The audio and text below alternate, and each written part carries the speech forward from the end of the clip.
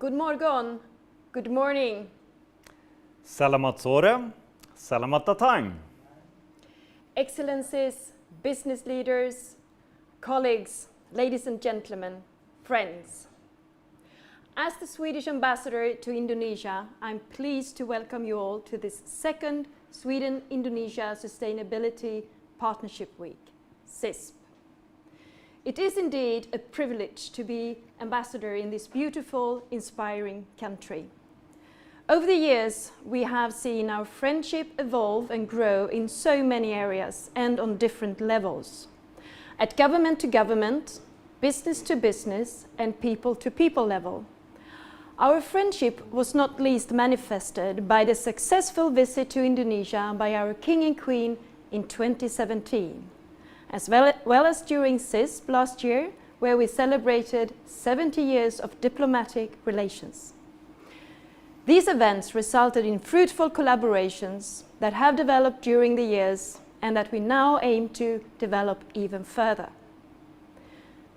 Despite our geographical distances, Sweden and Indonesia are like-minded on many issues, such as emphasizing the importance of multilateralism, a rule-based international order, international peace and security, gender equality, and climate change. I'm proud to say that Swedish companies, with their long-standing presence in Indonesia, have contributed not only to sustainable economic growth and job creation, but also to transferring know-how, transparency, and corporate social responsibility through their investments. As last year, SISP takes place in an extraordinary time and context. As we are now tracking our way out of the COVID-19 pandemic, we have come to realize the importance of working together in partnership to tackle cross-border and global challenges. The pandemic has had a devastating impact on the global market, and the challenges we are facing today are multifaceted and require holistic responses more than ever. Delivering on the principle of leaving no one behind is crucial to reach the goals of everyone, everywhere, including future generations. We need to build back stronger and greener for the future to achieve the 2030 agenda in line with the conclusions from COP26 and the Paris Agreement. Social dialogue gives a unique possibility to build inclusive economies, to shape sustainable solutions and more resilient societies. Against this background, I believe the Indonesian G20 presidency, with the theme of Recover Better, Recover Stronger, creates new opportunities for both our countries. We see great opportunities for cooperation on moving the sustainability agenda forward during the Indonesian G20 presidency and also during 2023, when Sweden holds the EU presidency and Indonesia being the chair of ASEAN. The coming week will showcase new possibilities for collaboration on a joint contribution towards a sustainable development. The event will show how Swedish companies and agencies can contribute with their skills and experiences in sectors such as green recovery and job creation, smart transportation, renewable energy, blue economy, and Industry 4.0. Sweden is proud of and values its long-standing relationship with Indonesia. Team Sweden, the Swedish Embassy and Business Sweden, with the support of the Indonesian Ministry of Foreign Affairs, look forward to deepening and broadening our relations even further. I wish you all great success in networking and the forming of new business collaborations. Warmly welcome to this year's Sweden-Indonesia Sustainable Partnership Week. Thank you for your attention, thank you for attending, and thank you all for your efforts to strengthen the relations between Indonesia and Sweden. Eric, it has been quite some intense year, hasn't it? It has indeed, Marina. And now we have a very busy week ahead of us.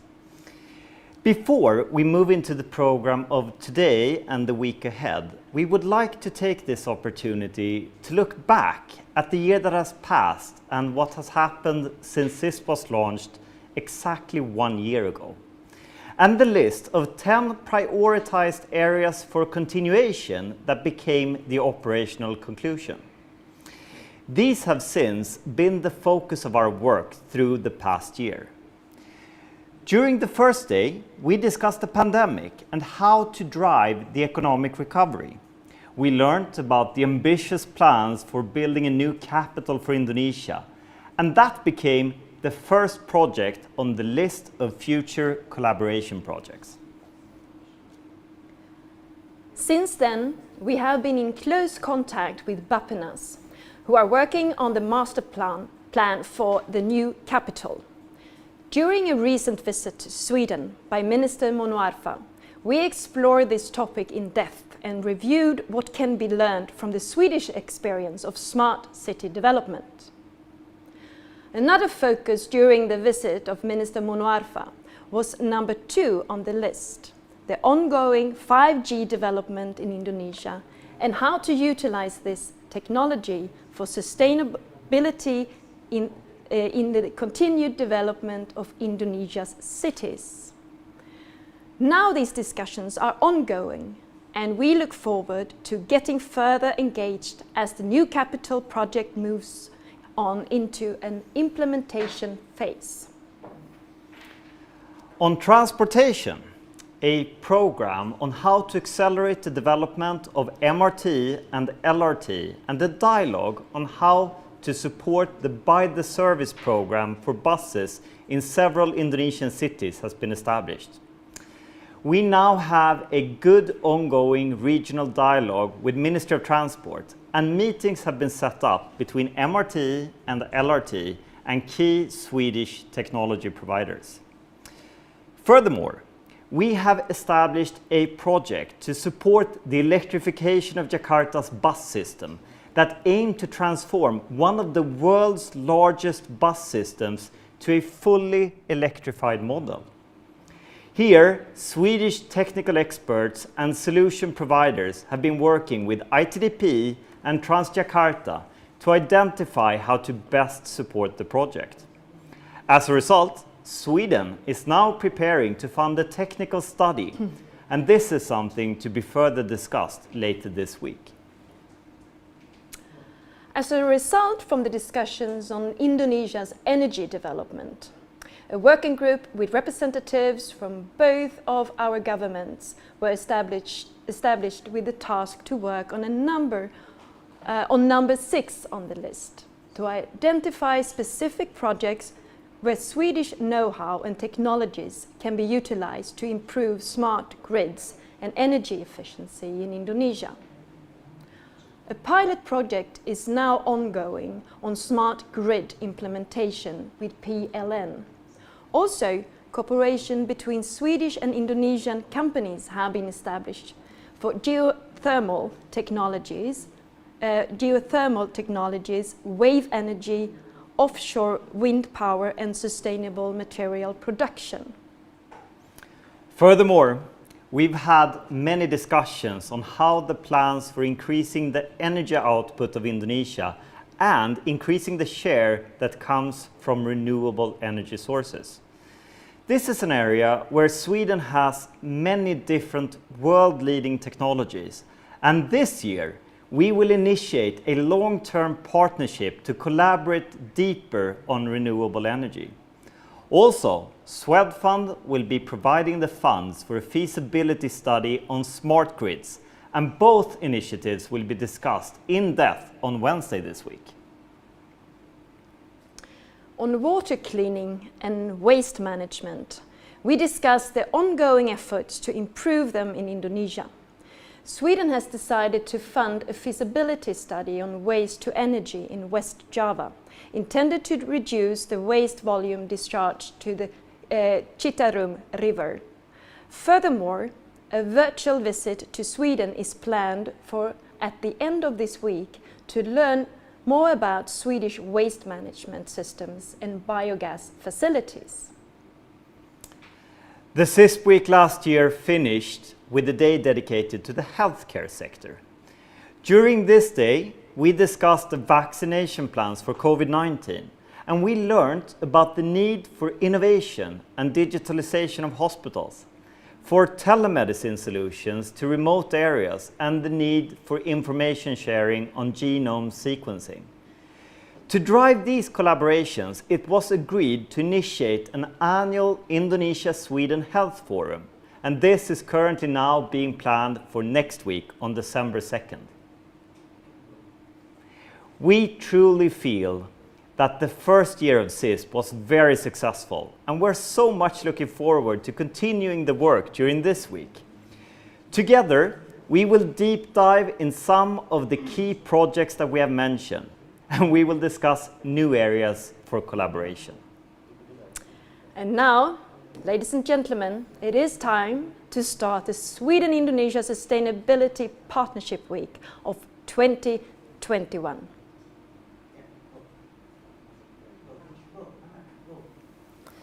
Selamat sore, hadirin sekalian. Your Excellencies, business leaders, colleagues, ladies and gentlemen. It is a true honor for me to address you at the opening of the second edition of the Sweden-Indonesia Sustainability Partnership Week. Last year's event, with the participation of my Prime Minister, Mr. Stefan Löfven, showed the many possibilities for increased cooperation between Sweden and Indonesia. Since then, steps have been taken to further deepen our collaboration in areas such as energy, transport, and sustainable societal solutions. Sweden is proud of and values its long-standing relations with Indonesia. Last year, we celebrated 70 years of diplomatic relations. Over the years, we have seen our friendship develop at government to government, business to business, and people to people levels. Our ties were manifested by the successful visit to Indonesia by the Majesties of the King and Queen of Sweden in 2017. Sweden and Indonesia have similar views on many issues, such as the importance of multilateralism, international law, a rules-based international order, international peace and security, and climate change.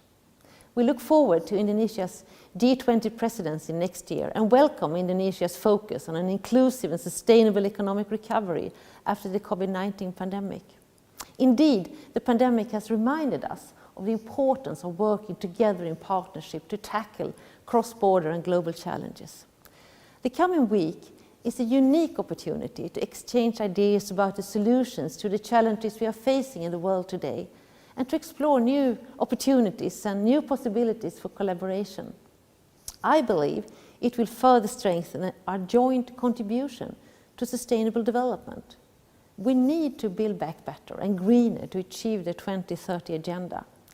The event will also show how Swedish companies can contribute with their skills and experiences in sectors such as transport, renewable energy, blue economy, and Industry 4.0. Swedish companies have a long-standing presence in Indonesia. They contribute to economic growth, job generation, and transfer of know-how through their investments. Currently, there are some 80 Swedish-related companies present in Indonesia, supporting hundreds of thousands of jobs. Our trade relations are strong, yet there is significant potential to strengthen them further. Sweden is a strong supporter of the negotiations for an ambitious free trade agreement between the EU and Indonesia. A comprehensive trade agreement will support trade and investment flows and accelerate economic recovery. We also look forward to the upcoming WTO ministerial meeting in a few weeks' time, where we all as members must come together and work for concrete outcomes to the benefit of global trade. I'm very happy to see the broad participation today from private as well as state-owned companies, ministries and agencies, universities, the civil society, multilateral institutions and students, alumni.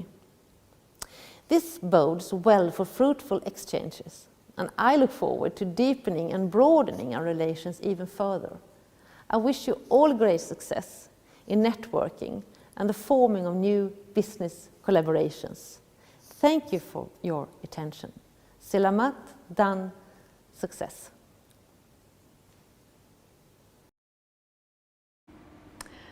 Thank you, Your Excellency Minister Hallberg.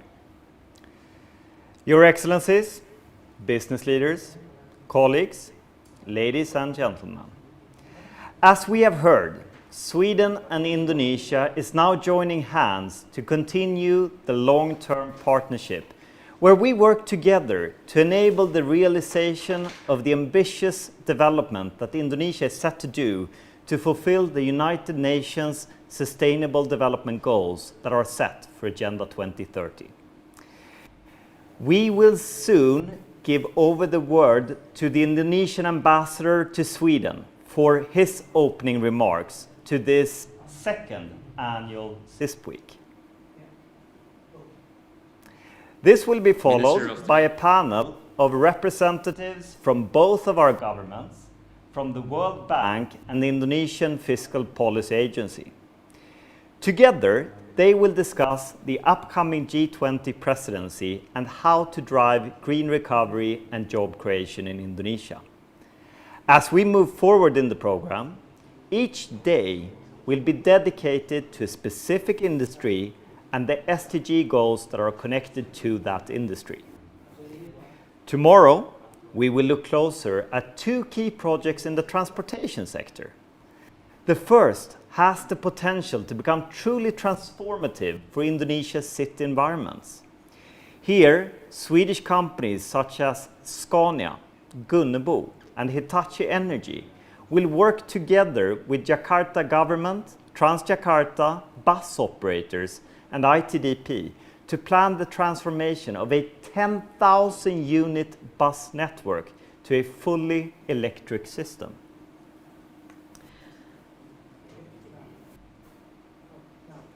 The second project aims to become a catalyst for economic growth and tourism development in remote areas.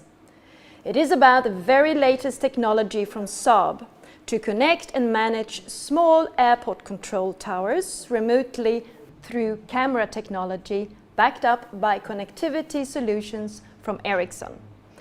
They will join hands with Bappenas, DGCA at Ministry of Transport and AirNav to assess the possible next steps to implement this technology and what benefits it can bring for Indonesia. In both projects, Sweden is now preparing to support the funding of moving forward, and we will discuss this in depth during SISP. Wednesday, then, is dedicated to the transformation of the energy sector towards renewable energy sources and increased grid quality. Here, the Swedish Energy Agency will launch a new alliance of Swedish technology providers to support Indonesia in realizing the goals for renewable energy production.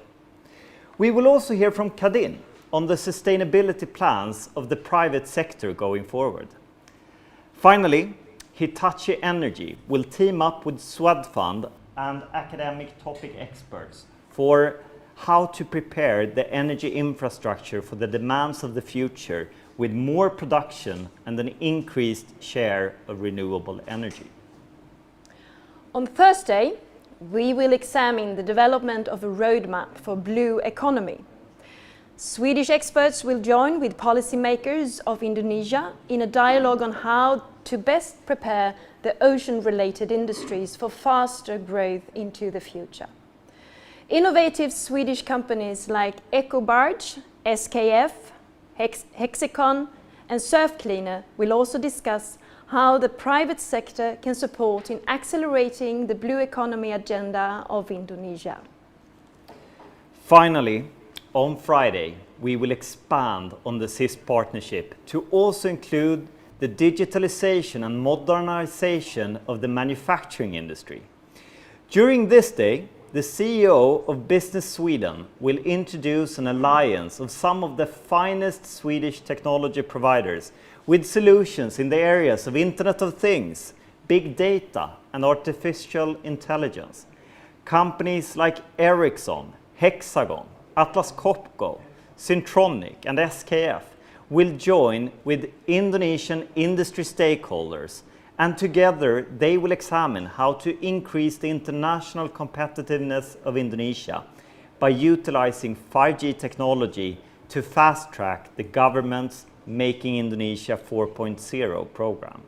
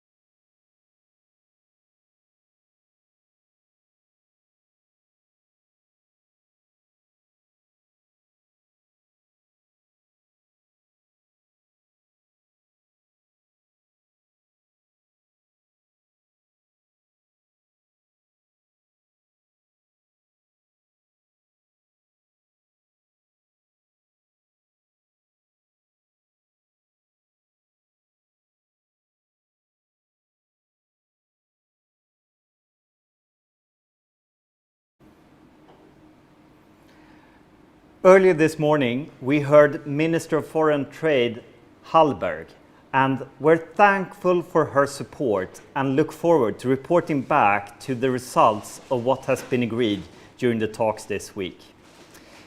To that note, I would also like to introduce one of our close friends and collaborating partners in SISP to share his perspective on the work we have done this year and where we're heading as we move forward.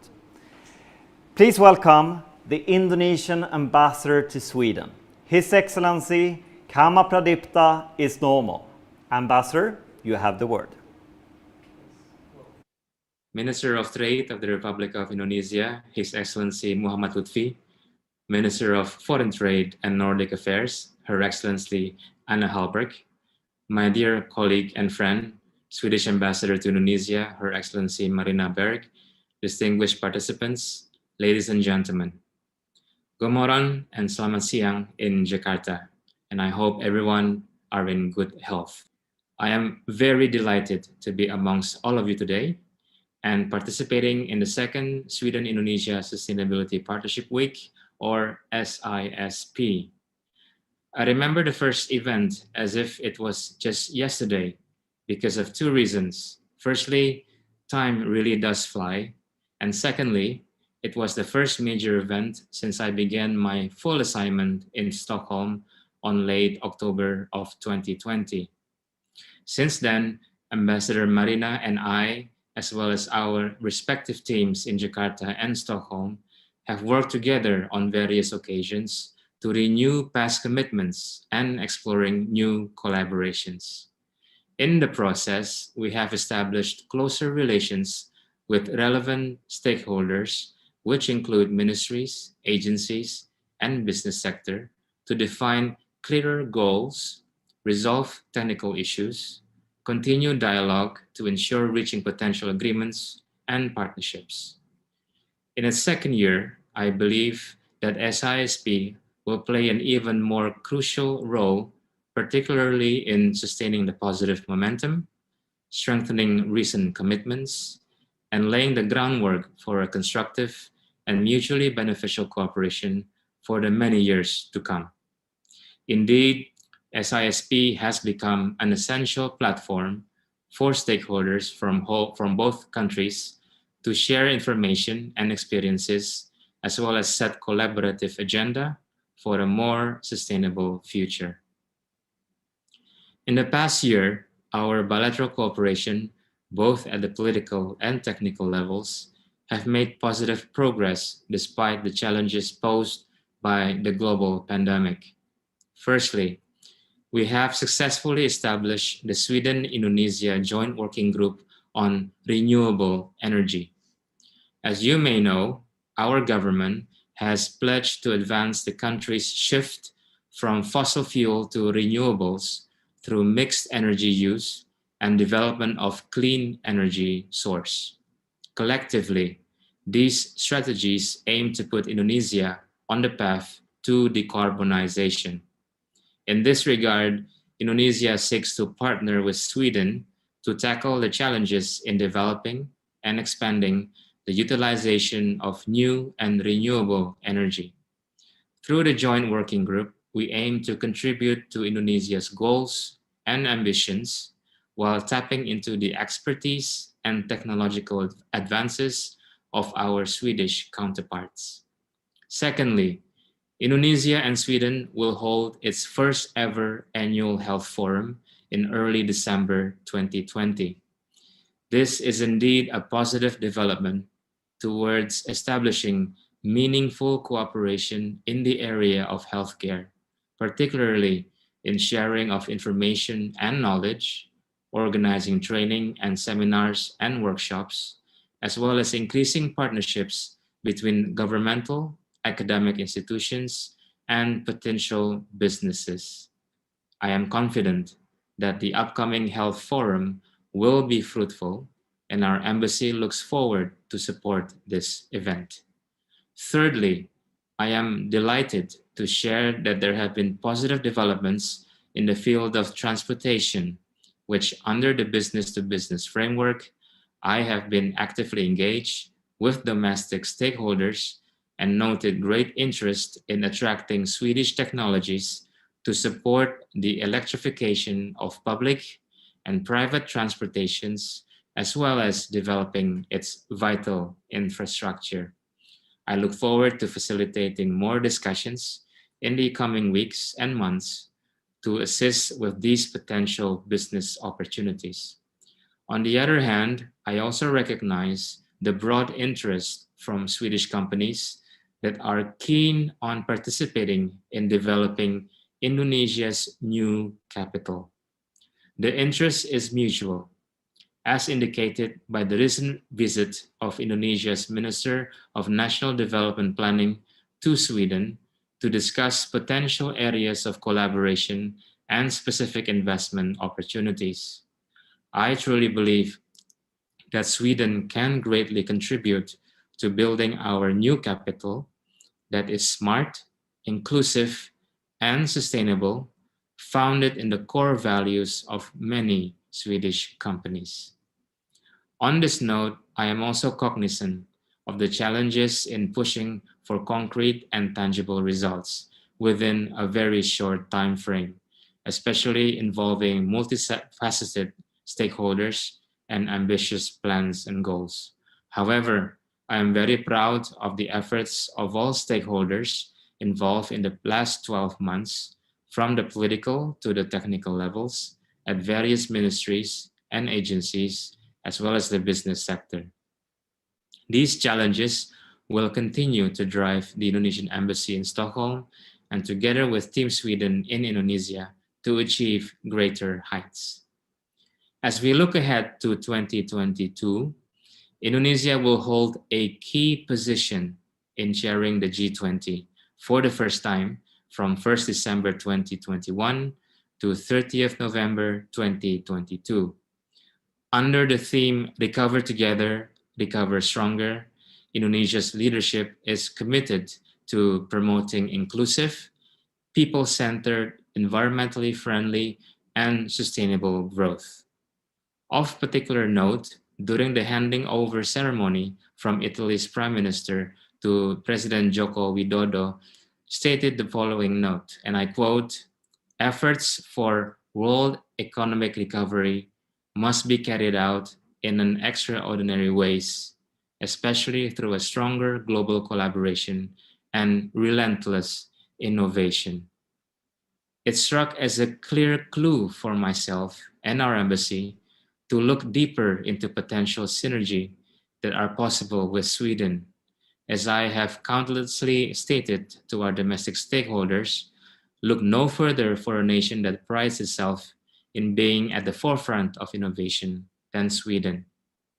It is also worthwhile pointing out that the Swedish success is built on a strong partnership between government, academia, and the private sector, underpinned by funding agencies and policies that help to foster an environment of discovery and co-innovation. In my recent visit to Norrbotten, the northern region in Sweden, I saw firsthand that this ecosystem was at work between Luleå Technical University, the Swedish government through Vinnova, the LTU's business arm, or LTU Business, in driving forward next generation technologies that will advance its local industries.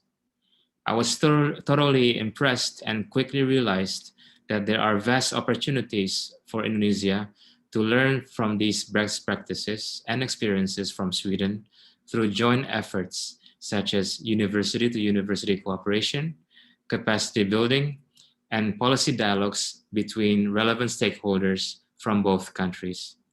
In addition, Indonesia also sees great opportunity to synergize with Sweden on the topic of blue economy under the framework of the G20 Working Group on Development. During his visit to Sweden, Minister Suharto Monoarfa, together with the Sweden's Minister of Infrastructure, His Excellency Thomas Eneroth, and Minister of Environment and Climate, His Excellency Mr. Per Bollen, have signed a joint statement on cooperation in the blue economy. This is an important starting point on further collaboration that will support and provide solutions to grow blue economy in Indonesia and develop the roadmap for blue economy in Indonesia. As we begin a full week of discussions and exchange of ideas on topics of green recovery and job creation, smart transportation, renewable energy, blue economy, Industry 4.0, I am eager to hear and learn more about these important topics and seize potential opportunities for future cooperation. To end, I would like to conclude by wishing a successful second SISP, and may it be rewarding for all of us. Thank you. Thank you, Ambassador Kama. We have now heard from both countries' governments how they are committed to continue this partnership to drive sustainability and support the development of Indonesia. So it is time then to get into the specifics, and we will soon start the panel discussion of today.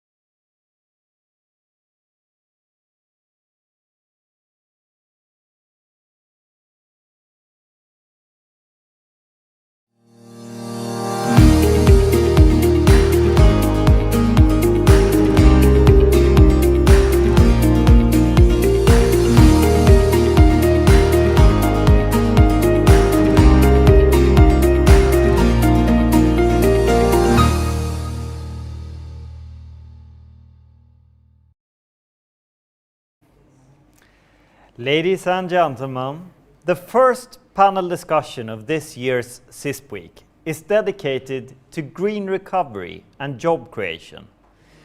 For this session, Team Sweden is cooperating with the International Institute for Sustainable Development, IISD. IISD is an award-winning independent think tank working to create a world where people and the planet thrive. And to moderate the session, I'm very happy to introduce Mr. Philip Gass, who is lead for transitions at the Institute. Philip, the word is yours. Both for the invitation for IISD to partner in this session and also for myself personally to be able to be a part of it.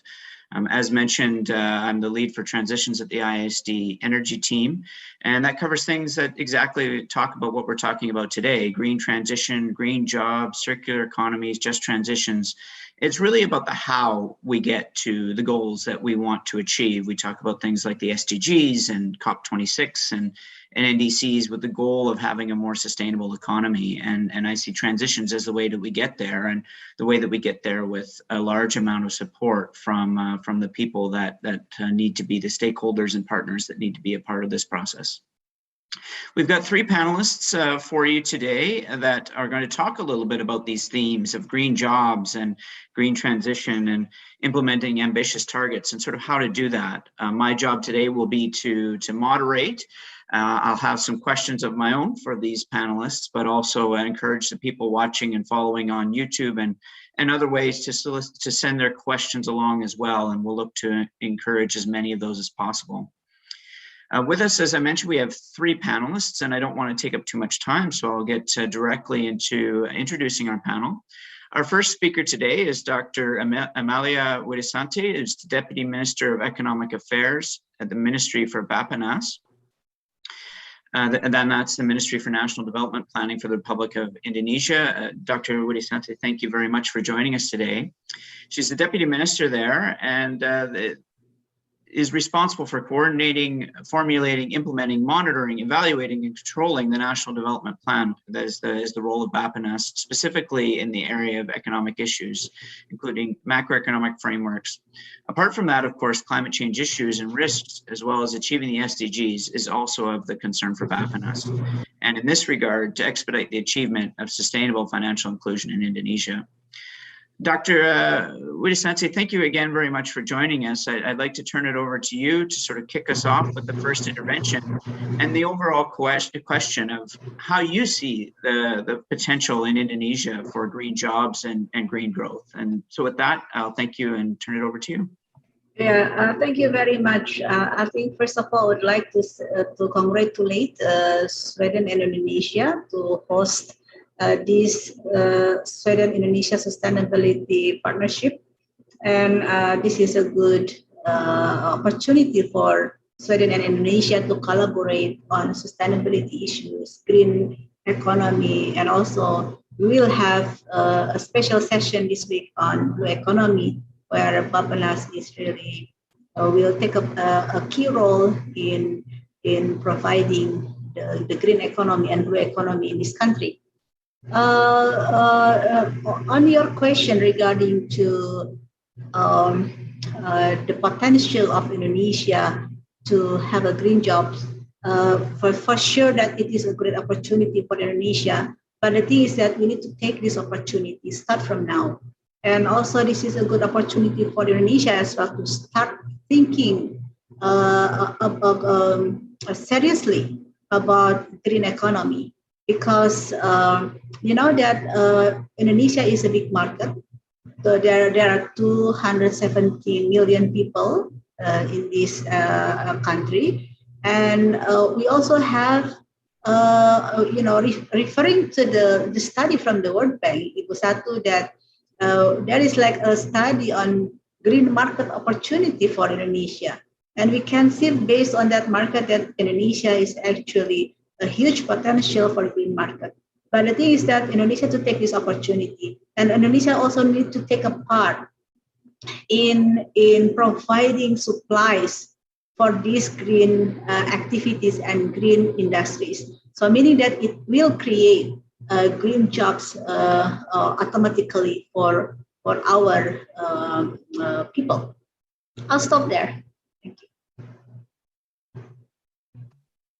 Thank you very much for those opening remarks to kick us off. And I think what we'll do now is dig into a couple of experts on the issues of green growth and green activity, and then we'll come back with some questions later on in the session. And as mentioned as well, just to remind folks who are watching at home to feel free to put questions into the chat on YouTube or through other channels, and we'll look to be sure to share those as well.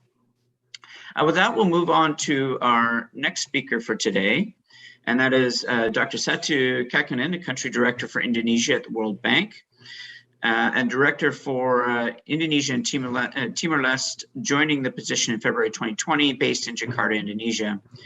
Ms. Kakinen oversees the bank's program in the two countries and leads the policy dialogue with government counterparts, civil society, and other partners. Prior to being in this position, she worked at the World Bank as the country director for Belarus, Moldova, and Ukraine, the director of macroeconomics and fiscal management, global practice and sector manager in the Poverty Reduction and Economic Management Unit. Before joining the World Bank, she was part of the faculty at the University of Maryland and associate director for the Center for Institutional Reform and the Informal Sector, a think tank affiliated with the Department of Economics and headed by the late Professor Olson. Ms. Kakinen is the author of 3 books on the economic development and has published numerous economic reports and research papers, holding a PhD in economics from the University of Pennsylvania, where she studied as a Fulbright scholar, and an MSc from the Helsinki School of Economics. So with that, Dr. Kakinen, I turn it over to you with an overall question, but feel free to take it in the direction that you'd like, of how can the current initiatives from the international community accelerate the green transition that is underway in Indonesia? And so with that, I turn it over to you, and thank you for joining us today. Thank you very much, Philip. And I'm delighted to be with you this afternoon. And yes, I'm going to take a little bit broader view on that question. I mean, first of all, I mean, the recovery from the pandemic in Indonesia, it does offer the opportunity to build back greener. And Indonesia, by adopting technologies and green policies, could foster creation of a green economy and green jobs. And this is important because global evidence suggests that green jobs are better and pay more. So before I talk about how the international community could accelerate the green transition in Indonesia, let me say a few words about where is the greatest potential for green jobs in Indonesia. And there are 3 areas that I want to highlight. First, there are direct green jobs, and this means jobs that require workers to dedicate more than half of their time to green technologies, or that require explicit green skills. Now, in the short term in Indonesia, there are not very many such jobs. Even in advanced countries today, such jobs account for less than 10% of total employment. But that's going to change very rapidly as the world is moving towards low carbon initiatives. Now, in Indonesia, we need more analysis about green jobs, about these direct green jobs, but we can already say a few words about the skills that are needed. We did an analysis of online job vacancies from over 200 online job portals in Indonesia in 2020.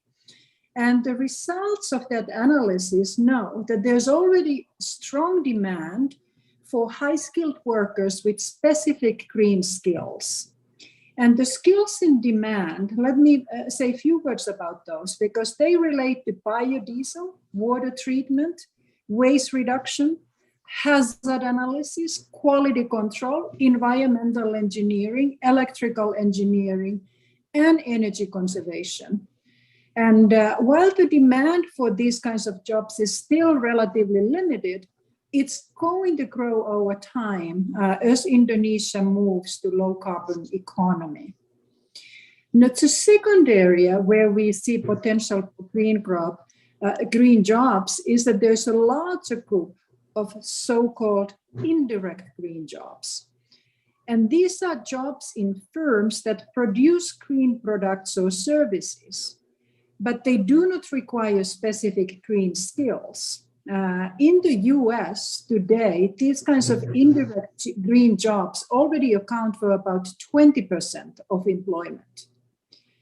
Again, in Indonesia, we don't know enough about these kinds of jobs, but we can already say, based on global evidence, that these jobs will likely be in construction, in energy and utilities, manufacturing, agriculture, transport, and tourism.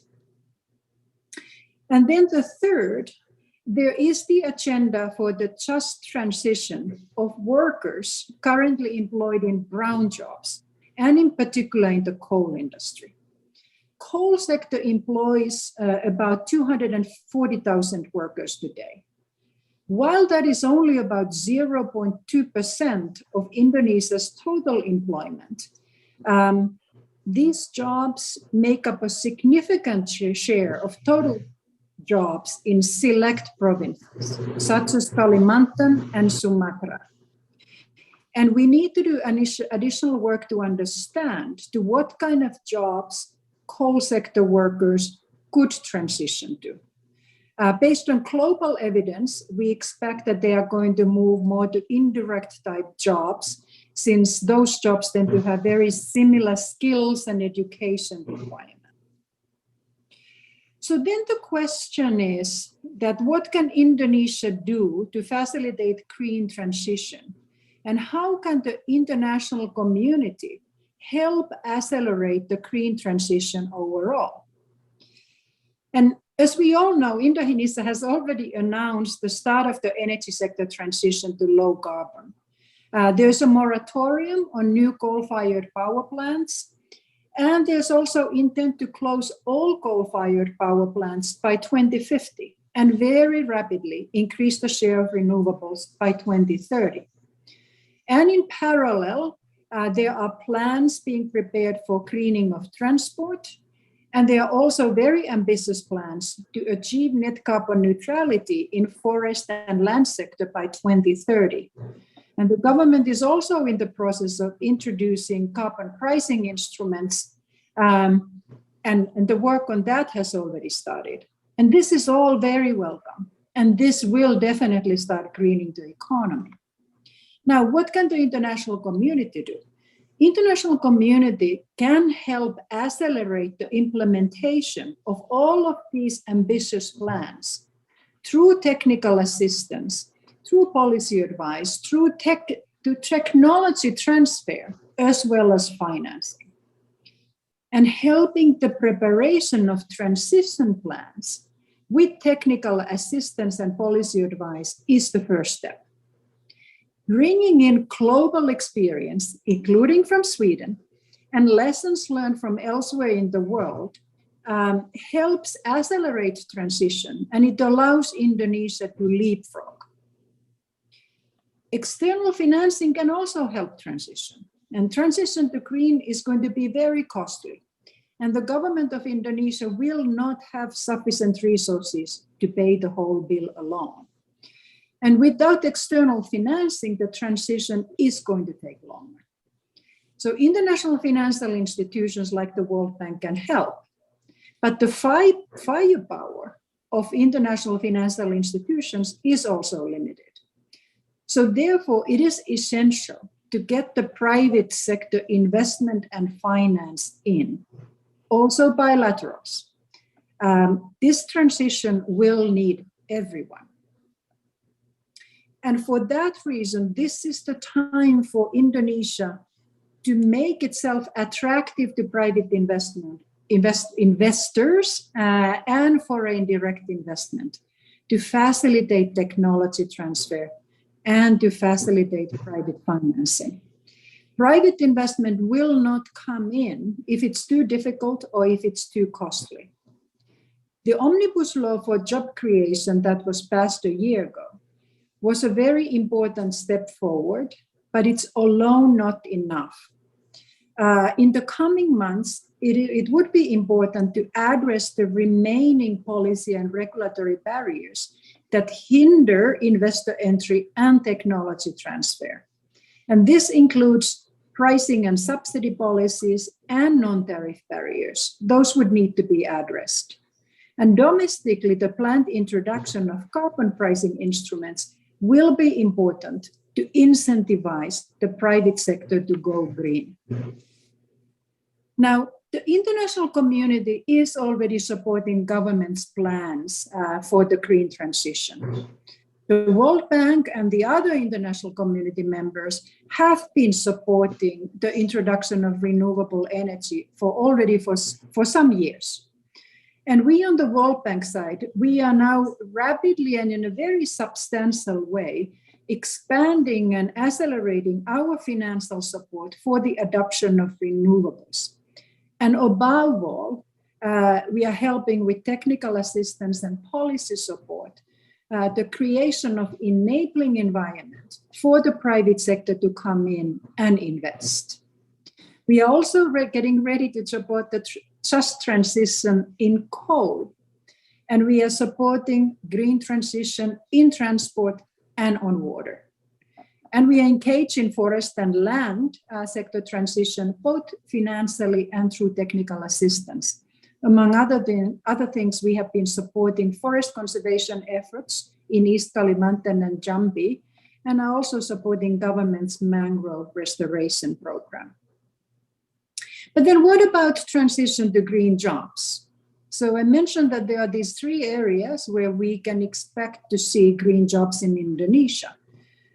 But the implementation of all of these government's plans to go green or green the economy, they will entail transition to green jobs. And Indonesia could take three actions now to prepare workers for that. And the first step that Indonesia could take is that Indonesia could start training current and future workers with skills needed in green jobs. And this means adjustment of the training content of the formal education system. We know that green jobs tend to require advanced skills concentrated in science, technology, engineering, and mathematics. Second, Indonesia could start now developing an advanced labor market information system that quickly identifies changes in occupations and skills demand. And it also recognizes green jobs and related skills and passes the information to policymakers delivering education and training. And then thirdly, Indonesia could start drawing on international experience with green policies to facilitate the creation of green jobs. And one example is that in some countries have provided financial incentives to firms adopting green technologies and creating green jobs. Now, the international community is already supporting work on some of these areas through knowledge sharing and technical assistance. There is work ongoing on labor market information system, and current programs by development partners to support education could be adjusted to support transition to green jobs. And all of these efforts would help Indonesia to get ready. But obviously, as the green transition progresses in Indonesia, much more support will be required. Now, in conclusion, greening the economy and transitioning to green jobs, it's going to be a difficult journey, but it's a journey that cannot wait. Many advanced countries started this process already a decade ago, and that's good news for Indonesia. It's good news because Indonesia can learn from lessons from these countries. And Indonesia will not be alone on this journey. The World Bank and the international community will stand ready to support with the analysis, knowledge sharing, and financial support. We will all be on this journey together. Terima kasih. Thank you very much for your intervention, and very, very interesting, and also sort of motivating as well for those that are working on these issues in Indonesia. And certainly, I know we'll have a number of questions we'll come back to. But before we do that, I want to introduce our third speaker. Matthias Vermeer is the head of the Swedish delegation to the UNFCCC. He works on climate finance and climate diplomacy at the Swedish Ministry for Foreign Affairs, including climate mainstreaming in development, cooperation, and external relations. And so with that, Mr. Vermeer, I'll turn over to you and sort of the overall question of some of the benefits that Sweden saw from implementing ambitious climate targets. But I also know that you want to touch on the outcomes of COP26, and certainly encourage you to speak a little bit about what those mean for the issue of development and transition as well. Thanks so much, and thanks so much for inviting me to join you. Greetings from Stockholm this morning. And as you say, a week ago we came back from COP26 in Glasgow, and just picking up on the point that Director Kakkonen made, that this is a joint global effort. No country is alone in doing this transition, but rather we're doing this together. And I think that's one of the main outcomes also from COP26, that we're moving forward, maybe at different speed and pace between different countries, but we are moving forward. And thanks also to the entire team, Sweden and Indonesia, for hosting and arranging the Sustainability Weeks. I think this is a great effort, but it's also sort of an annual ongoing effort by the Embassy of Sweden in Jakarta, and I think that's worth applauding also from our side in Stockholm. So on the benefits we have seen from implementing ambitious climate targets, let me first do a brief overview of where we are in also from a policy perspective in Sweden. We adopted our climate policy framework in 2017, setting out that we will be net zero by 2045 at the latest, and having negative emissions thereafter. The climate policy framework also sets out that the government should present a climate policy action plan at the start of each parliamentary cycle, so setting out sort of the kind of policies that will be adopted during the course of the government's mandate, which is 4 years in Sweden. And then the government also reports annually to Parliament by a climate report, setting out sort of what has been achieved during the course of the year annually in the budget process. And the framework also establishes what we call a Climate Policy Council, which then provides scrutiny and offers recommendations to the government and Parliament as well in terms of implementing the climate policy framework. So that sort of sets the basis, and basically is actually our national implementation of the Paris Agreement. How have we been how are we making sure to implement the Paris Agreement in our national policies? When it comes to energy policy, it's based, as the EU, the European Union as a whole, based on 3 pillars of ecological sustainability, competitiveness, and security of supply. And we also have set the target of having 100% renewable energy by 2040. And when it comes to energy efficiency, by 2030, we will be 50% more efficient than we were in 2005. So there are also targets set for our energy policy. And we have seen that emissions have come down by 29% since 1990, while the economy has grown by more than 80%. So we have a clear decoupling of our emissions pathway and our economy. Let me also touch on carbon pricing, which is under development in Indonesia, as mentioned by our colleague from the World Bank. We introduced carbon pricing in 1991, and I think only Finland was before Sweden in introducing this kind of measure. And the Swedish carbon tax provides incentives to both reduce energy consumption, improve energy efficiency, and also increase the use of renewable energy alternatives. And our experience shows that a carbon tax can be both easy to implement and administer. It is levied on all fossil fuels in proportion to their carbon content. So it's therefore not necessary to measure actual emissions, which greatly simplifies the system. It was set at 24 euros per ton when introduced in 1991, and it's now at 114 euros per ton. And by increasing the tax level gradually and in a stepwise manner, households and businesses have been given time to adapt, which has then also improved the political feasibility of tax increases. So our carbon tax generates considerable revenues for the general budget, although there's no earmarking of tax revenues in Sweden. So it's sort of not set aside for specific activities or measures, but rather is a general income or revenue in the budget itself. On the policy side, let me also mention what we call the Fossil-Free Sweden initiative, which was set up by the government in 2015, just before Paris, where we now have developed 22 different what we call roadmaps, where the government or the public and private sectors come together, basically, where we have both sort of companies and local and regional actors as well engaged in the development of these roadmaps, where different sectors then come together to set out a plan for when they will be fossil free and how also to strengthen competitiveness along the way. And I think that's sort of one of the main messages coming out from the process of the roadmaps, that business actors are keen to strengthen their competitiveness through becoming climate neutral or fossil free, as the term we use in Sweden.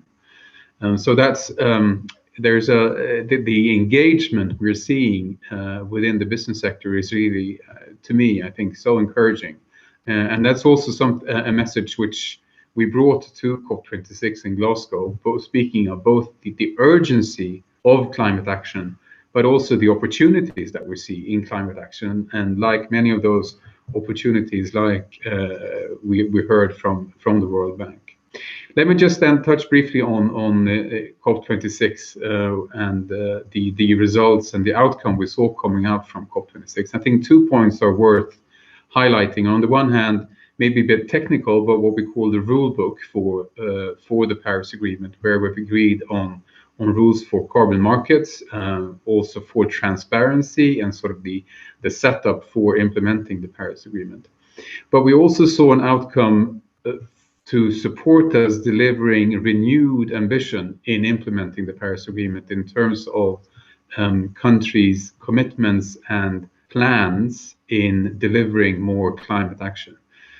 So there was an encouragement to all countries to revisit and strengthen their 2030 targets in their what we call nationally determined contribution, or the NDCs.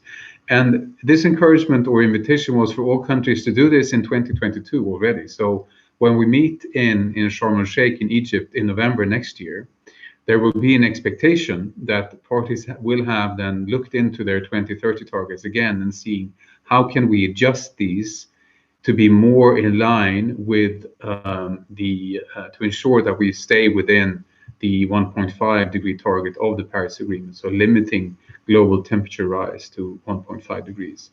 So this will be a huge effort which we will all be jointly undertaking during the course of next year, and the UNFCCC Secretariat will be delivering what they call a synthesis report, where we will be gathering all the nationally determined contributions and sort of looking into how they then jointly lead us to a result where we will be limiting global temperature rise to 1.5 degrees.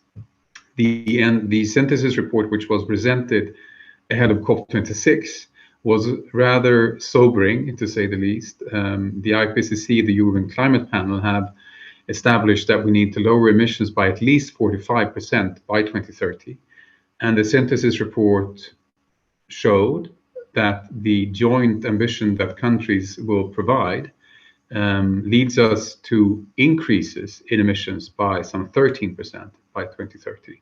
So there's a huge gap which we need to fill, and we need to do this together to making sure that we deliver more ambitious policies, but also highlight and embrace, I think, the opportunities which we see in climate action. And I think here again, we have also a role for the G20 presidency for Indonesia during the course of next year, working closely together with the COP presidency in Egypt, both the outgoing, the UK presidency or the current UK presidency, together with the incoming Egyptian presidency, to follow up on the results from COP26 and making sure that G20 can be supporting those kind of the outcomes from COP26 and also delivering a robust result for COP27. And there were quite a few also, in addition to sort of the negotiated outcomes from COP26, there were a number of various initiatives and declarations launched, which I think could be worthwhile also for the G20 presidency to look into. Something called the Breakthrough Agenda, with a number of initiatives, for example, when it comes to fossil-free steel, the Energy Transition Council, which where both Sweden and Indonesia are members, the coal to clean power transition, as was also highlighted by the World Bank, the importance of phasing out coal, which was also mentioned in the outcomes from COP26. But there were also measures in terms of supporting the conditions for just transition globally, which links obviously to the green jobs analysis presented by the World Bank. And then also a commitment of international public support for the clean energy transition, where partners will be working together to supporting each other in making sure that we can move and accelerate the transition to clean energy. And also there were outcomes when it comes to transport and forests, which were also mentioned as sectors important for Indonesia by the World Bank. So for us, I think from a Swedish perspective, I mean, obviously there is so much more work to do when it comes to ensuring that we accelerate the emission reduction targets and accelerate the implementation of those targets. But also the message of urgency and opportunity, which we brought to COP, I think will be staying with us during the course of the next years, where we see the need for increasing our action, but also sort of delivering on those kind of opportunities. And let me just finish on those and the opportunities that we see, which also the Swedish Prime Minister highlighted during the Leaders Summit, which sort of kicked off the 2 weeks in Glasgow, where we're seeing examples of battery production. The Swedish mining company they're making investments of 1 to 2 billion euros annually for the next 15-20 years, ensuring thousands of new jobs, and also sort of aiming to set a new world standard for mining and carbon dioxide-free sponge iron with hydrogen technology. We already had 2 actors on the fossil-free steel market, aiming to produce or put fossil-free steel on the market in just a couple of years. And one of them was in Glasgow and actually had pieces of fossil-free steel with them, just to show that this is actually happening now. This is not sort of in a distant future, but this is happening now. And we're also seeing the transition within the financial markets, where banks, insurers, and pension funds all are gearing their investments to being aligned with the targets of the Paris Agreement. And sort of at a certain point in time, I would think that banks will then no longer be lending or providing credit to businesses which cannot provide a pathway to Paris alignment within their own operations. And this has been also something which we've been seeing accelerating over the past couple of years, and which will become a global movement. And again, I think sort of it's just the pace and time which will maybe differ among countries, but we're all agreeing that the transition needs to happen more quickly than it is happening today. And I think as also our colleague from the World Bank highlighted, the importance of securing a national and domestic investment climate to facilitate the resource mobilization needed. I mean, the impression I get from Swedish investors that they are looking to invest globally to ensure that they can be both sort of part of the green transition and also supporting the green transition globally. And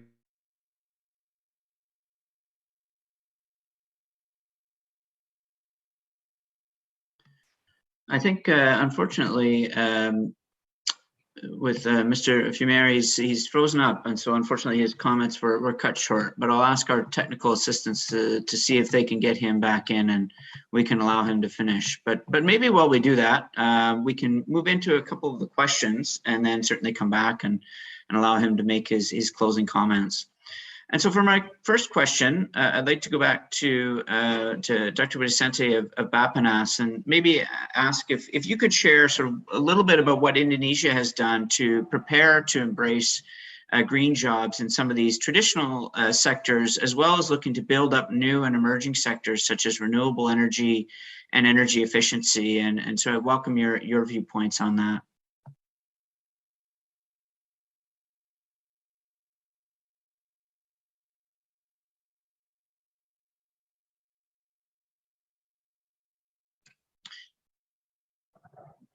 I don't have a response, but Matthias, I see maybe you're back. You froze up there when you were making your comments, so maybe I'll turn back to you if you'd like to come in again. Thanks. Apologies for that. No, I think I was just basically finishing up and highlighting the sort of the term which we heard so often during the course of the 2 weeks in Glasgow, that companies were saying that, that partnership is the new leadership, and so the importance of working together, and also sort of working through the value chain, where Swedish business actors are ensuring that their entire value chain is climate neutral. So, wherever sourcing is made in the world, they will be ensuring to see that the operations are increasing and in line with the targets of the Paris Agreement. And I think that again sort of shows to the importance of working together and supporting each other in the transition that we all need to make. So I'll stop there. Thanks. Perfect, thank you, and certainly we'll come back to you again to elaborate on some of those issues in the question and answers. So we'll move back into the questions and answers that we were touching on. And Dr. Widyasanti, I see that you're back again, and maybe just to repeat my question, maybe your thoughts on sort of what Indonesia is doing to prepare to grow sectors such as the new and emerging renewable energy sectors, as well as to embrace green jobs in some of the other sectors that have been talked about that are more traditional, such as renewable or such as transport or construction. I certainly welcome your thoughts on this, and also any reflections that you might have on the comments that the other speakers have made.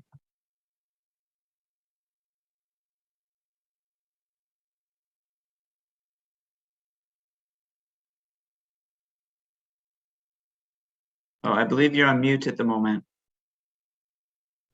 Can you repeat again the question, please? Yeah, sure. Just your thoughts on how Indonesia is preparing to embrace green jobs in some of the renewable energy efficiency, sort of the green sectors, as well as some of the traditional sectors, and sort of what needs to be done to sort of embrace this transition to green jobs, and what Indonesia is doing in that regard. Thank you for the question. That for Indonesia to prepare this, actually we are prepared, especially the first key issue is human capital.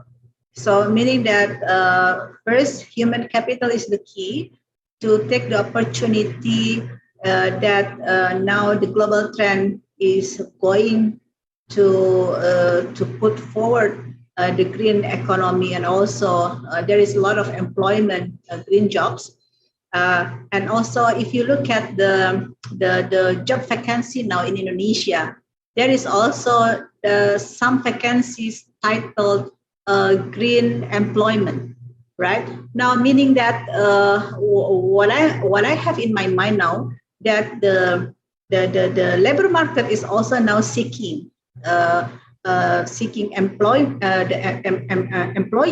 that also really aware with the green issues, and also that market trend. I mean, like especially the young people in Indonesia is also really proud if they can work in the area of green jobs, because when they are working on the area of green jobs, meaning that they feel that can contribute to the global trend. They can also that they are in a trending pathway, and also they really be aware that working that can contribute to something that can what do you call it, that can contribute to the green economy achievement and tackle the climate issues. And this kind of jobs now being really being proud by young people.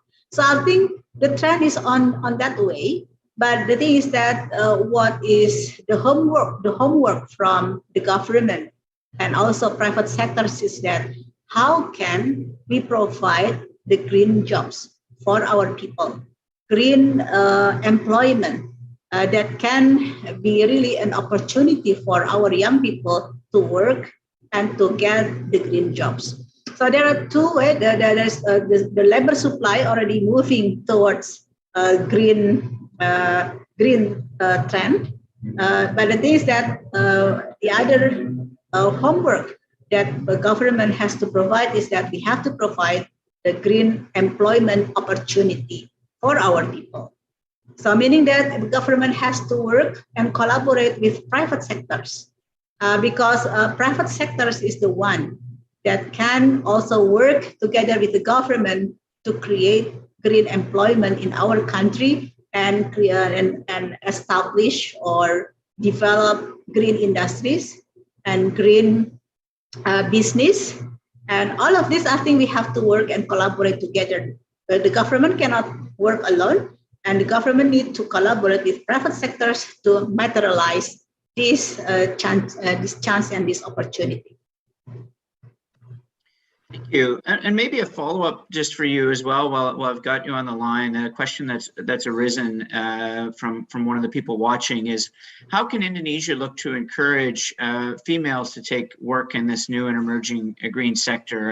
And how can the government leverage the role that women can play in a green economy or green transition? Yes. And also one thing that I would like to highlight here, that to move towards green economy, that Indonesia also needs innovation and technology, especially green technology. And especially engineering schools right now, there is like a mindset that the one who can study in the engineering and math and science is mostly men. So we have to break down this concept and this mindset. We have to really make everybody aware that technology, science, and math is also can be studied by women. Women have a lot of opportunity to study math and engineering as well, and we will not lose by the male students. So I think there is one issue that we have to really change the mindset of our people. There is like the same opportunity for men and women to study technology, because for moving towards green economy, we need green technology for sure and innovation. And also I would like to share with you one slide, if I may. And there is like, can I get access for screen sharing, please? Yeah, absolutely. If our technical assistants could help you with that, you should be able to click share screen at the bottom. Yeah. This is just like a good description that this is, I just would like to make everybody aware that when we are talking green growth index ranking, Indonesia is really like halfway below from the other countries. And I really appreciate Sweden, Finland, and Italy, especially, and also Estonia, that, among the 5 biggest countries that have the 5 highest green growth index. So Indonesia is this one in this area. So meaning that this is the challenges for all of us in Indonesia, and how can really improve this green growth index. Meaning that the people have to be ready, and also the human capital need to be improved to move towards the green growth. And also the government also need to switch the programs, the development programs and development priorities towards green aspects. And the other one is also the private sectors. And I really emphasize the role of private sectors is also very important.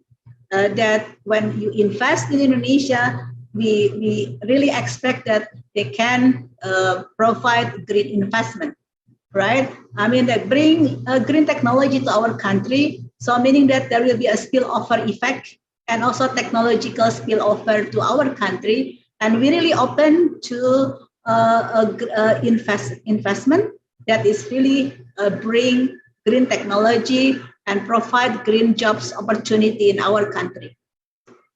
Thank you.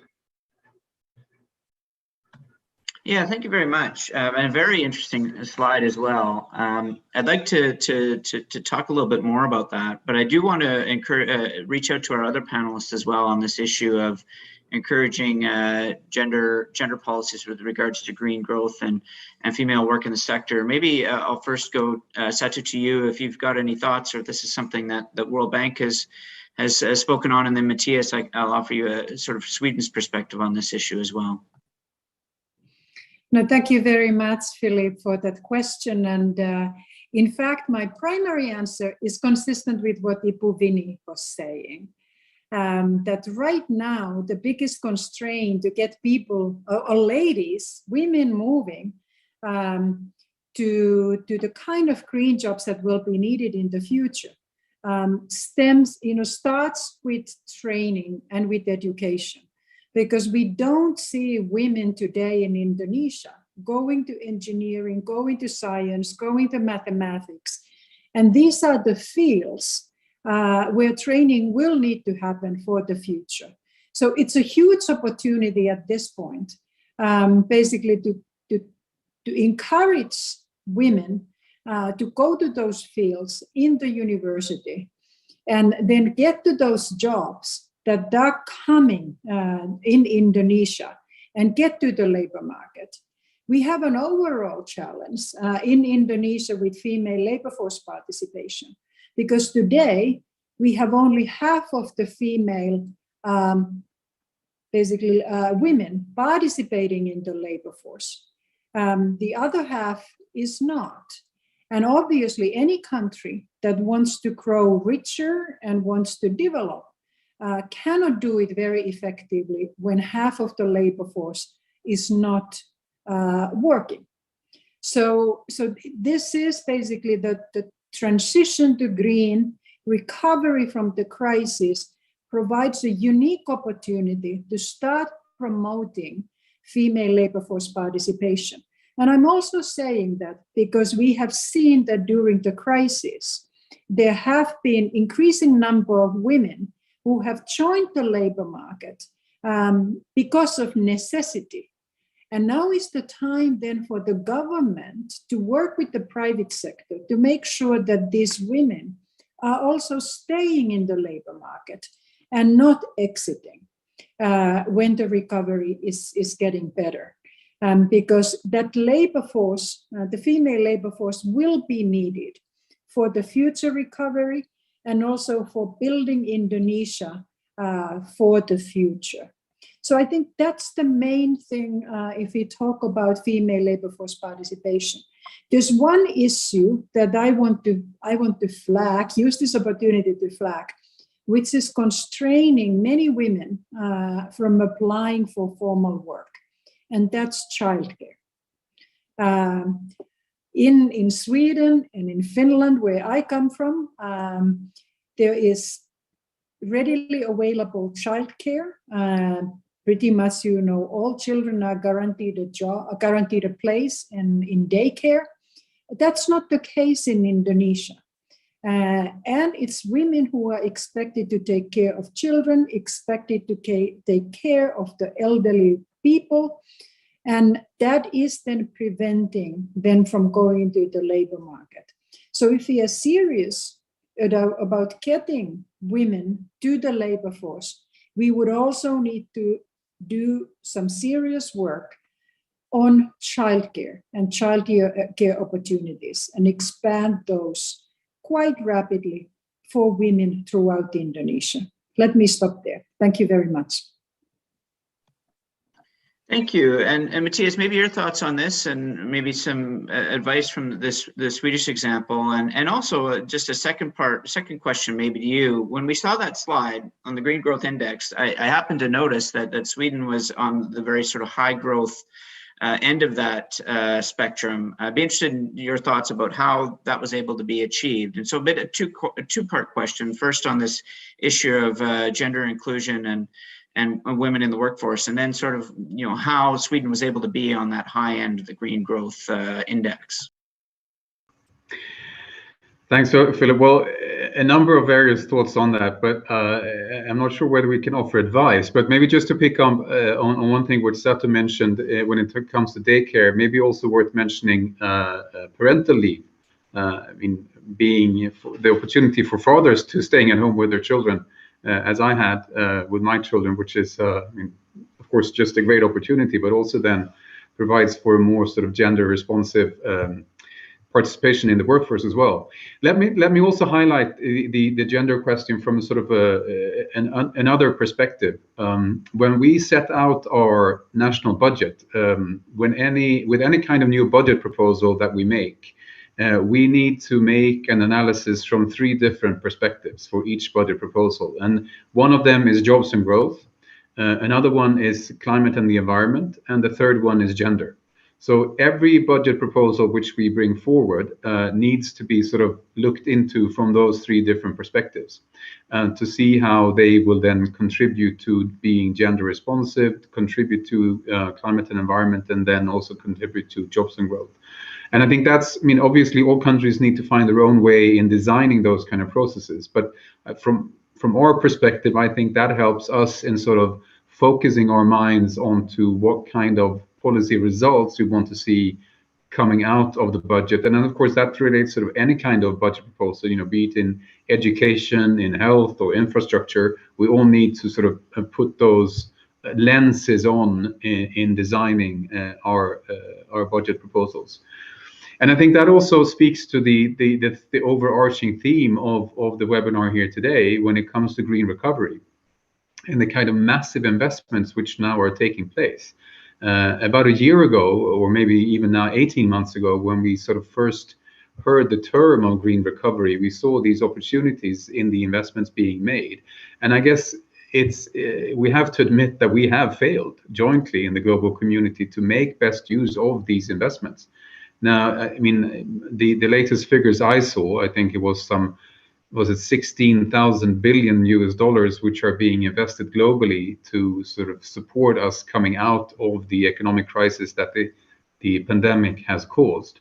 And only a small fraction of those have actually been used so far in directly supporting the green transition. So there's still a lot of work to be done there. And I would say predominantly by the G20 countries, because that's where the majority of these investments are being made, not least because of the sort of the size of their economies. So here again, can we be using these kinds of investments to accelerate the implementation of the Paris Agreement, accelerate the implementation of the 2030 agenda more broadly, and there, of course, also including integrating and mainstreaming gender aspects into those investment plans. I think we're putting ourselves in a position where we can actually exit or come out of the economic crisis caused by the pandemic in an even stronger way than we were before coming into the crisis. So there is still an opportunity there. And let me just also pick up on the points made by Dr. Widyasanti when it comes to the pride which people take in working within working with green jobs. I was speaking to the manager of one of the two actors in fossil-free steel in Sweden a couple of months ago, and he made sort of 3 points as to why this was worthwhile pursuing. He said that the customers were demanding this kind of product, or they wanted this kind of product, fossil-free steel. Investors wanted to come in and invest in this product, and employees wanted to work in this business. So sort of with those three factors in place, both sort of the customers' demand, the investors wanted to come in, and people wanting to work there, this sort of, for him, this was basically a no-brainer. Why shouldn't you start this kind of business when you have all those three factors coming in and supporting that kind of development. But I think having said that, also another point which was made, and the importance of ensuring that that people are ready. It is no easy fix.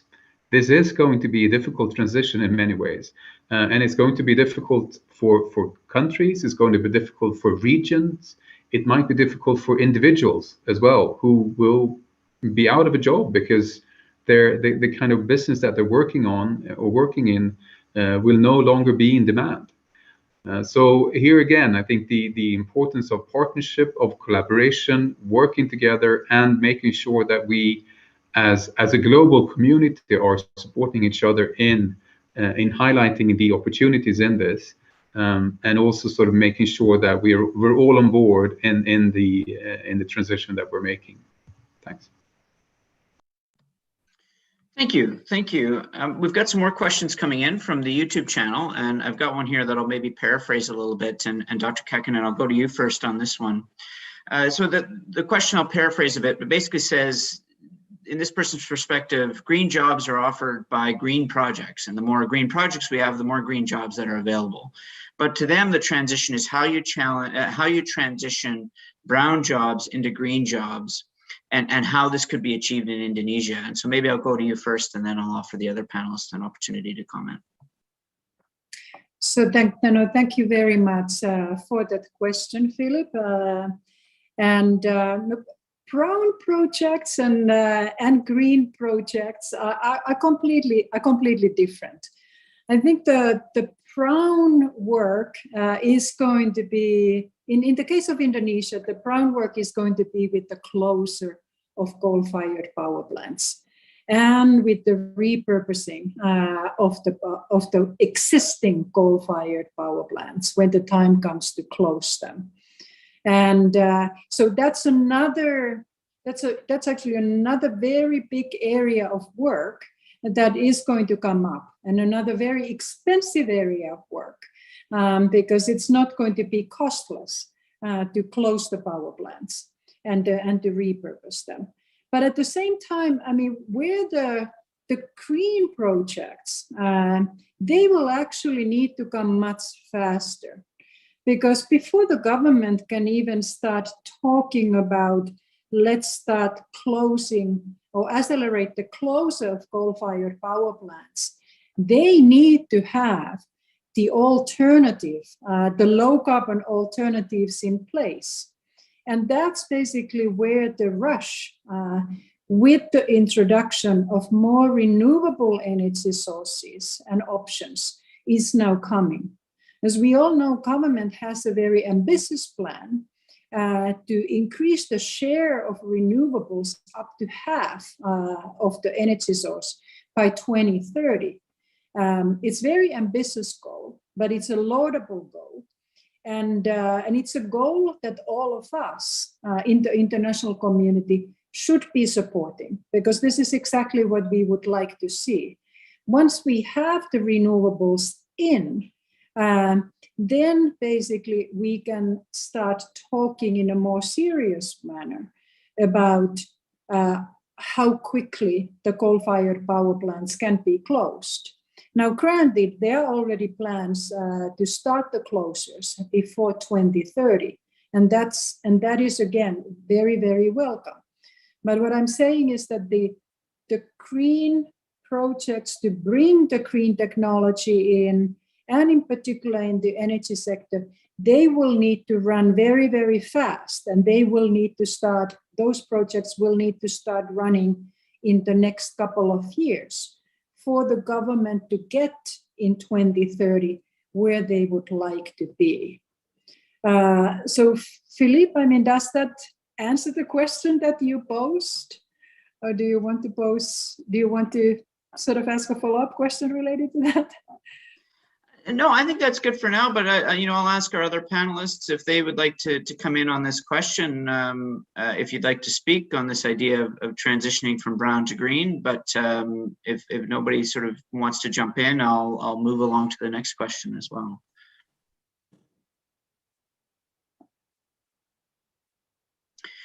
Okay, not seeing anybody jump in. Dr. Widyasanti, I've got a quick... Philip, I mean, if I then may, because nobody else is coming in, I want to say one thing about the transitioning from brown to green. And that's the issue of so-called just transition. Because it's not only an issue about the technology, but the transition is going to be about people.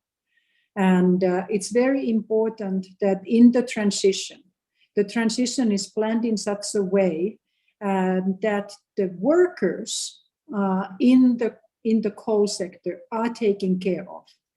That there will be basically training options available. There will be alternative employment opportunities that could be considered available when the transition comes. The communities will need to be thought through. So that's basically the whole area of repurposing of the existing coal-fired power plants. And it's a very extensive and expensive piece of work that is going to come, and where a lot of support and a lot of helping hands will be needed. So let me stop there. Thank you. Thank you. And thank you for mentioning just transition, which is obviously a very critical to these sorts of transitions. I can jump in a bit if you don't mind. Yes, please, like please go ahead. I just want to follow up what Ibu Satu mentioned just now. That transition is very important because we cannot just suddenly change everything in 1 second. So I think one of the, if I can raise, one of Indonesia has done for this one is about green financing. So we have, as you know, if I could share here, there are green financing that Indonesia have done. One of them is Green Sukuk, if you know. This is Indonesia's green initiative already on the pipeline. And there are some of green projects on the pipeline already, and also that funded by Green Sukuk. So until now, the cumulative Green Sukuk issuance value about $3.24 billion US.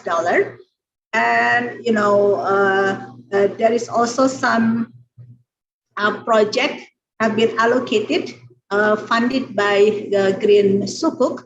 And one of them is about energy efficiency, renewable energy, sustainable transport, waste and waste to energy management, and as well as the climate resilience. So I think this is the transition process that Indonesia has done so far. And one last point that I would like to raise to you is regarding to what sector is actually take the great role in providing green economy and green jobs. And that sector is manufacturing sector. So manufacturing sector and public sector plays a strong role in providing green jobs. And with that, we really invite investors from manufacturing sectors to work together with Indonesia, with the government of Indonesia, to provide green jobs in Indonesia. As we learn from America, from the US, that 3.1 million American job is actually green jobs. So I think we can start from there, work together with the private sectors together to provide green jobs. Thank you. Thank you. And actually, my next question was for you. And so maybe I'll just sort of share it as well. And it was for somebody sharing on YouTube. And there have been a couple of questions about the issue of poverty eradication. And just maybe your thoughts on how you can see that a green economy or a green recovery could contribute to the priority of poverty eradication in Indonesia. Yeah, we have an exercise actually in Bappenas that where if we implement a green economy, especially one of the aspects that we are looking very, very detailed and on that study is what is the impact of implementing circular economy in Indonesia and the impact to the jobs. And from our exercises that there will be like a net jobs impact, which is positive. I mean, like it will create a net jobs to our economy. So this is true that some jobs will be lost, but there will be a more jobs will be created from implementing green economy and circular economy in Indonesia. So naturally, that will have an additional green employment positive effect to provide more jobs in our country. So the impact is in net, positive net impact. And so meaning that we don't need to worry that applying green jobs and applying circular economy will reduce employment opportunity, but on the drawback, it will create a positive impact and net impact to employment opportunity in Indonesia. But one note is that our labor, our employees need to get ready to have a transition again. So they have to upgrade their skills and their capabilities and knowledge. So there is like a transition process in the labor market as well to be, that we have to work together for sure. We have to provide training and also upgrading the labor skills and so on and so on. Thank you. Thank you. Mr. Premier, the next question is for you. And so it says, what is the significance of, we talked about COP26 and the Glasgow Agreement, but what's the significance of things like coal phase down or fossil fuel subsidy phase out being mentioned specifically in this agreement, and how can that motivate some green transition?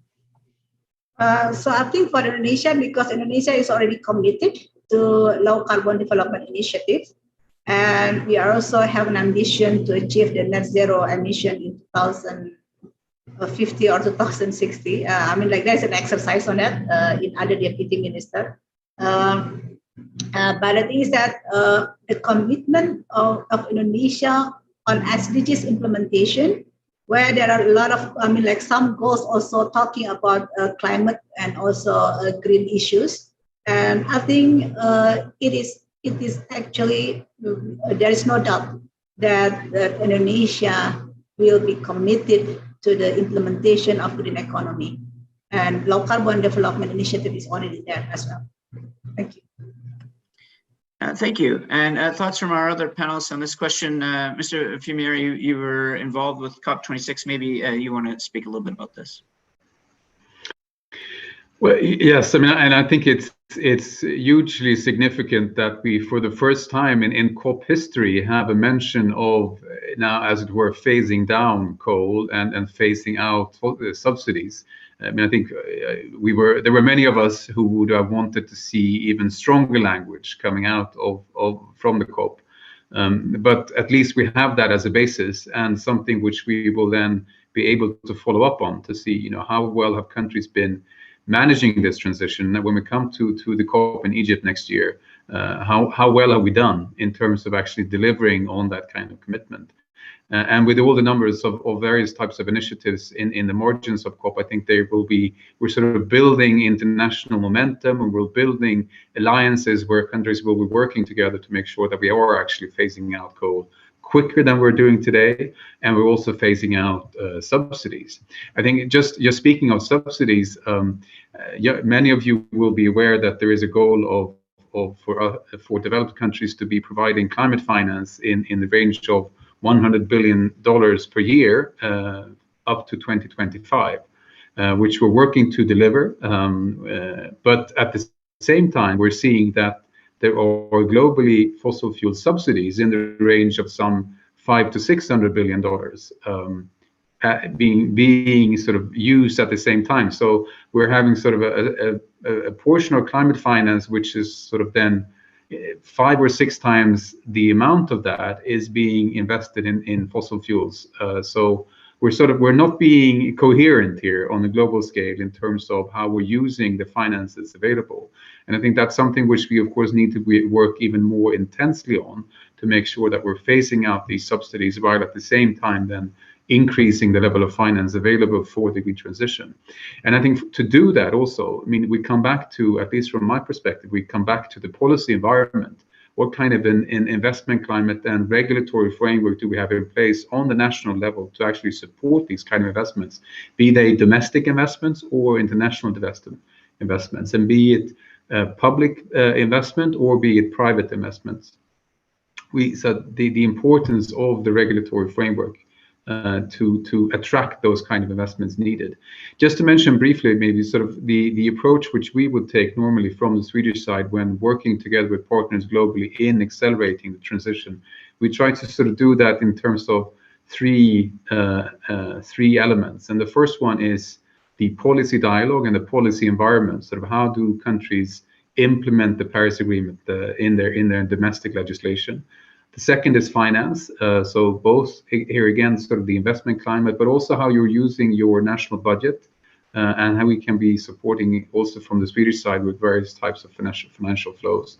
And thirdly, what we call innovative technology. So how can you use the kind of innovative technology needed to accelerate the transition? And those three elements that are working together, policy, finance, and innovative technology, how they can be supporting an acceleration of the transition. And just finally on this point, just since we also mentioned poverty reduction, or the Swedish development minister has highlighted sort of the potential of us working, sort of making sure that we're joining up the climate agenda and the development agenda, where we have the sort of the urgency of climate action in reducing emissions by half in the coming decade, and at the same time accelerating the implementation of the 2030 agenda. So can we use the urgency of climate action maybe as a lever also to accelerate implementation of the 2030 agenda? I think we can sort of making those links there hopefully would make us respond stronger to the kind of the needs we have in implementing both the Paris and the 2030 agendas. Thank you. And Dr. Kekkonen, I know that coal phase down, coal phase out, and fossil fuel subsidy reform have been big focus points for the bank. So I wanted to give you an opportunity to comment on this. And also if you wanted to come in on the poverty alleviation theme that has come up as well, I'd certainly welcome your comments there. Yeah, thank you very much, Philip. Yeah, we obviously welcome very much the government announcement of a moratorium on new coal-fired power plants, and we also welcome the announcement of the closure of all coal-fired power plants by 2050.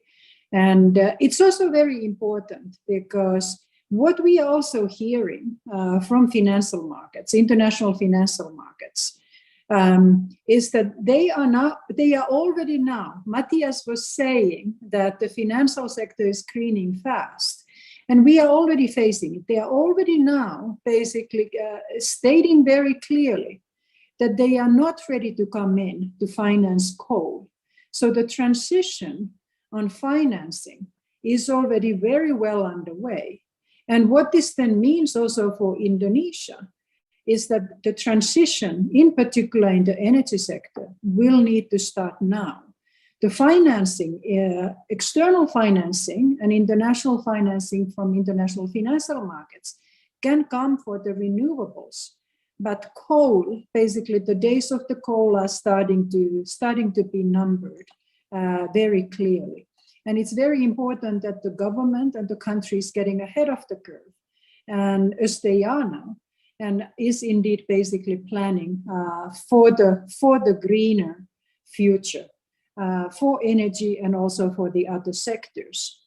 Now, as I mentioned earlier, to get then the technology in, the innovative technology in that will allow Indonesia to accelerate the transition.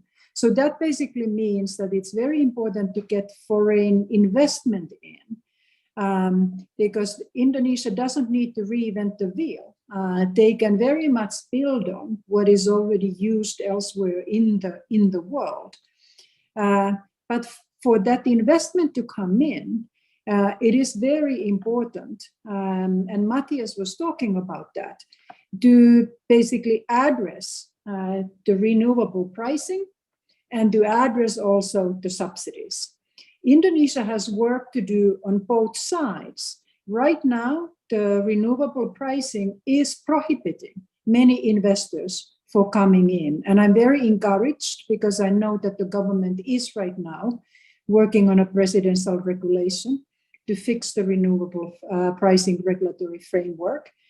But then there are also on the subsidy side, there's more work to do because there are still subsidies going to coal, which is then distorting the incentives in the market for people to invest and for basically the decision on which energy source is going to be used. So that is another area where action needs to be taken. And then finally, what I mentioned already earlier, on the trade side, there are non-tariff trade barriers to bring the technology in. Basically, the relaxation or liberalization of the space for private investment was hugely important, and it was a historic reform that Indonesia proceeded with about a year ago.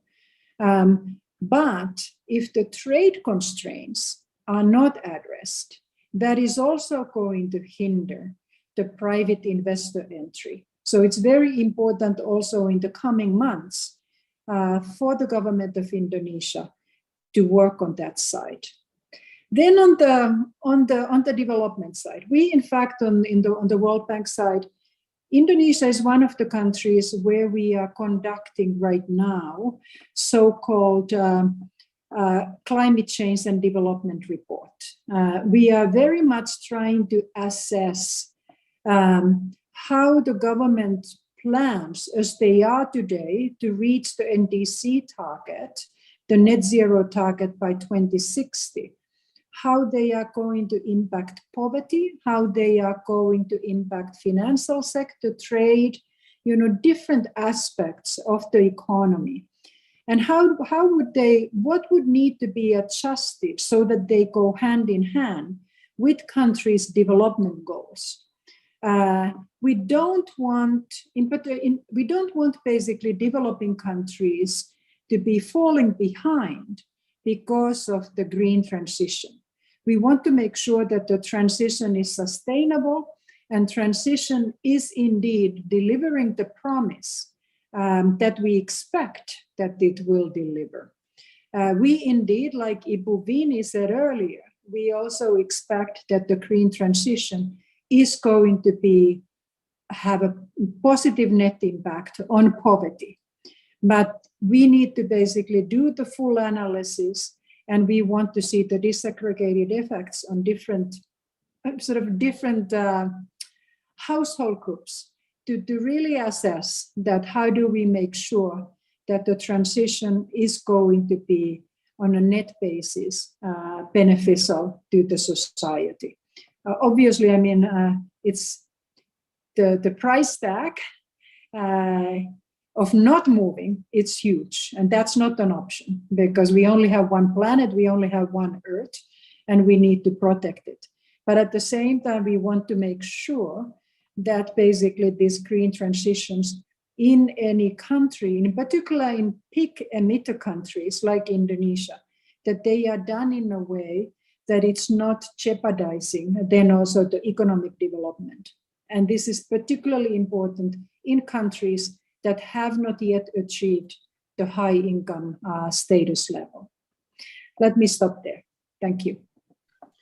Thank you. And we're getting right towards the end of our time, but I did want to give Dr. Widyasanti one last opportunity for you to maybe close us out with sort of any sort of takeaways or any other suggestions you'd like to make or reflections on the session, and then I'll turn it over to Ambassador Berg to close the session. But I did want to give you one last opportunity if there's anything you'd like to add from the Indonesian government perspective.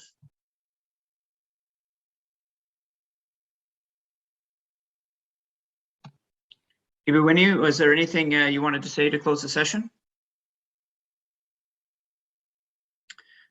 I think she might be tied up with something, but anyway, maybe just to close it out then, I'll just say it's been a very interesting session, and I've sort of seen a few different themes that we've talked about with regards to finance has become a critical issue about how we finance this green transition and the role of private versus public sector dollars, and And we had a lot of that discussion at the COP as well, with commitments for redirecting public finance away from fossil fuel and into renewable energy projects, and the important role of the private sector and multilateral development banks as well.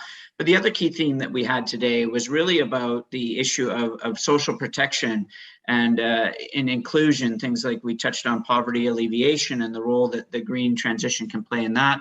And also critically, the role that that gender inclusion has to have as we elaborate these types of policies as well, to ensure access to the workforce and ensure good jobs. And just transition was touched about as well, and that if we're going to do these processes, they have to be inclusive of social partners and critical stakeholders as well. And so I thank you all today for joining us, and also for those that have shared their questions. It was really beneficial to have those, and I thought we had a really positive discussion. And thank you again to the organizers for the events and for the opportunity for us at ISD to have a role in it as well. With that, I'll turn over to our closing remarks, which are going to be provided by Ambassador Marina Berg, the Swedish ambassador to Indonesia. Ambassador Berg, I turn it over to you to provide your thoughts as we close the event.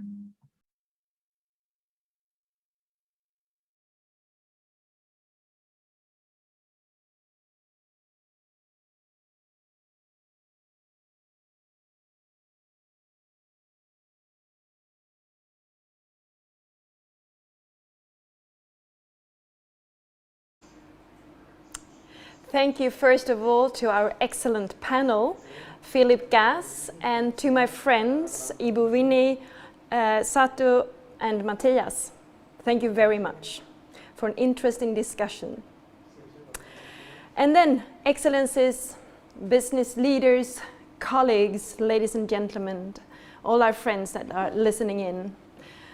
This first panel has focused on policy issues on green recovery and job creation. In the past, it was widely believed that action to tackle climate change was at odds with economic growth. Sweden's experience proves otherwise. Although Sweden's carbon tax is the highest in the world, Swedish companies can maintain their competitiveness in international markets and are often at the forefront of efforts to tackle climate change. Decarbonization and building resilience against climate change impacts has lit a transformation of how companies, industries, and the whole economy should be organized.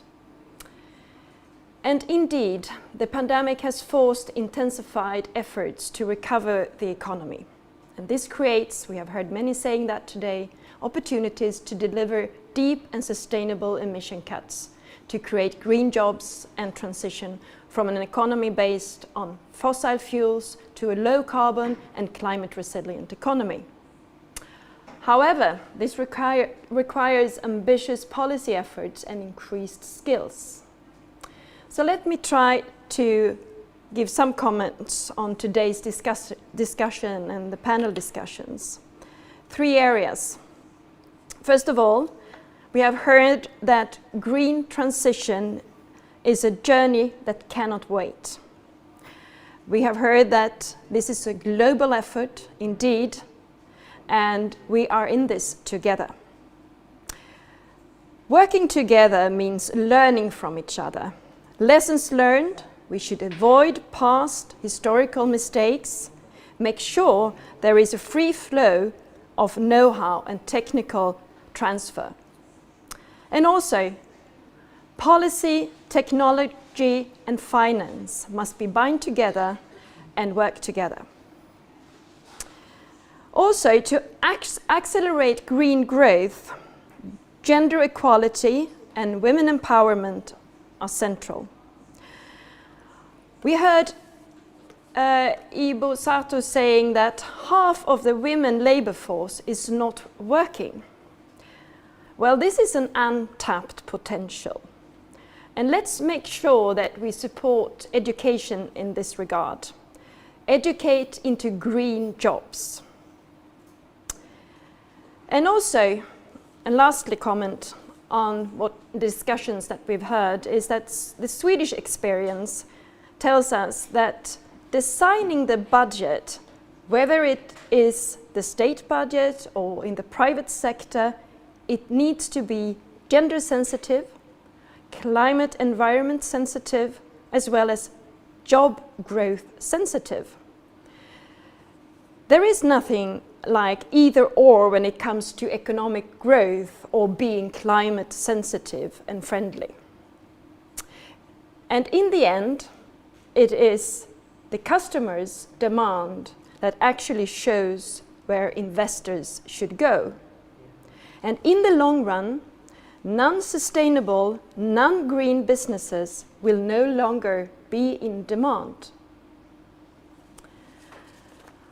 I'm convinced that with the 2030 agenda as a platform and with the sustainability partnership, Sweden and Indonesia can join forces in this regard. We hope that the strong and historical ties between our two countries can move forward, and together with the Sweden-Indonesia Sustainability Partnership Week as a platform. We will create with this a stronger policy dialogue between our countries to achieve a more sustainable future for all. Thank you for attending, and thank you all for your efforts to strengthen the relations between Indonesia and Sweden. Tomorrow, we will move on to the transportation sector and look closer at two key projects in bus transport and in civil aviation. The first one has the potential to become truly transformative for Indonesia's city environments. Here, Swedish companies such as Scania and Hitachi Energy will work together with Jakarta government, Transjakarta, bus operators and ITDP to plan the transformation of a 10,000 unit bus network to a fully electric system. The second project aims to become a catalyst for economic growth and tourism development in remote areas. It is about the very latest technology from Saab to connect and manage small airport control towers remotely through camera technology backed up by connectivity solutions from Ericsson. They will join hands with Bappenas, DGCA at Ministry of Transport and AirNav to assess the possible next steps to implement this technology in Indonesia and also what benefits it can bring for the country. In both projects, Sweden is now preparing to support necessary funds to move forward, and we will discuss this in depth during tomorrow's sessions. We look forward to seeing you all tomorrow. Ladies and gentlemen, this then concludes our first session for this first day of the Sweden-Indonesia Sustainability Partnership Week. We want to thank all the government representatives from both countries and the international organizations that joined us today.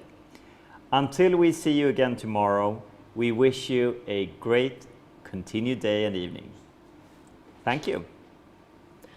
Terima kasih.